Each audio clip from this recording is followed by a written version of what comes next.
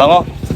Mabaho na ba ang helmet mo at hindi na kaaya-aya ang amoy? Pwes, eto na ang sagot dahil nandito na ang kauna-unahang helmet bendo machine sa Pinagsama Taguig na mag-aalis na masamang amoy sa inyong mga helmet. At hindi lang yan dahil meron din silang shop na pwedeng pagpaayusan ng inyong mga motor. O paano mga kayo pips? Tara, let's go! Eto nga pala mga kayo pips yung price doon, pag magpapaklining ka dito ng helmet mo. Eto na rin yung instruction sa baba mga kayo pips, yan.